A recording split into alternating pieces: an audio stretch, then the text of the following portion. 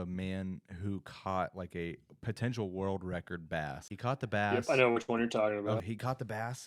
He tried to take it off the lake to a regulation scale to get it weighed in because it's a Hmm. potential world record, and he Yeah, gets penalized for that.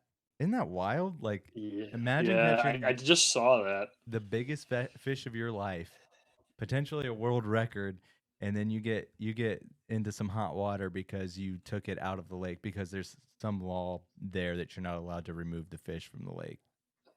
And Yeah. I'm like, but it's Well, a I mean, at world least it record, wasn't stuffing weights in fish. right? At least there's Well, that's that. the other topic we were going to Um, talk about. Yeah. oh, Honestly, good. I I'm just saw always that today. proactive on that. Not the walleye. So a couple Oh, years the ago here, Texas one, yeah. yeah, there was one The one in recently, Texas. just now that just Hmm. happened. So a couple years ago, there was these two walleye fishermen that were stuffing We'll call weights. them fishermen. Yeah, We we'll have other call them. words that we could call we them could too. call them something else, but It cough cough. It was Lake Erie too. I don't even want to talk about that. yeah, Mhm. jeez, it's rough, and they got what was coming. Anyways, that apparently happened again recently. I sent it to Dave. It did. Yeah, down in Texas. Looks like the guy held on $20,000 bond. I saw that. Yeah, he's in jail. Yep. That's tough. Yeah, I mean, rightfully so. I mean, you're scamming. You're essentially stealing from people because you're cheating to Yeah. win the tournament. It's a third. I think I saw it's like a third-degree felony or whatever Yeah. in Texas. And yeah, I mean, Bec- honestly, like it is. You're stealing money, and essentially you're cheating a system or whatever, and that's ultimately, even though it's fishing, like like fishing, it's someone's paying the price of that. The Yeah. other guys that are paying entry fees and fishing those tournaments and stuff, and their money essentially is getting stolen. Yeah. So I understand, like, that's totally not okay. Yeah. Especially the Ohio guys that did it. Man, they had done it for years, and it was like it was a Yeah. big ordeal. Like, it wasn't just a one-off. And we're obviously against cheating. Like, don't Yeah. cheat. Like, I Oh don't yeah. know. Just go out there and have fun. I mean, you get to the point where you're winning tournaments. If you're doing it legitimately, I mean, that's an awesome accomplishment. But to go out Hmm. there and shove weights and fillets down a fish to try and, I mean, they had won what?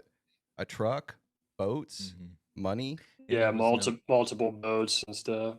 and there was Hmm. no there was no rust on the weights or anything like that. It was like fresh, same ones in their tackle box, and Hmm. it's like, guys, like, is it worth it? Like, do you?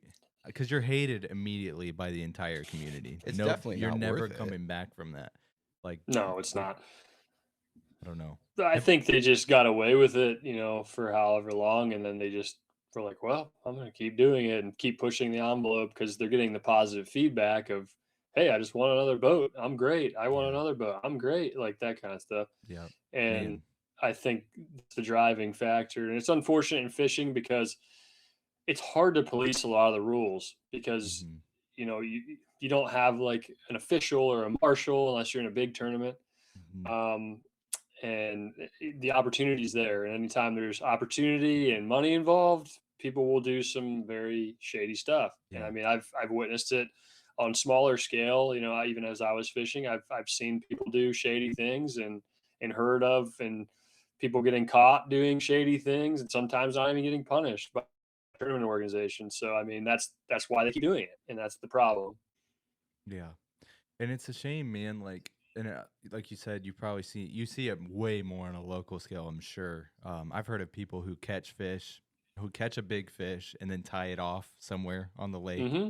and then go back for it Yeah. during the tournament. And I'm like, man, like, I Yep. wouldn't even think to do stuff like like, that. and Like, I'm not trying to give anyone Right. ideas Right. either. You're Like, not. but like, why? Someone's taking notes right yeah, now. right. Like, make sure the How weights to are win a rusty. fishing Faith tournament in podcast. How to Chat cheat. Yeah. GPT. Yeah, how to get away with it.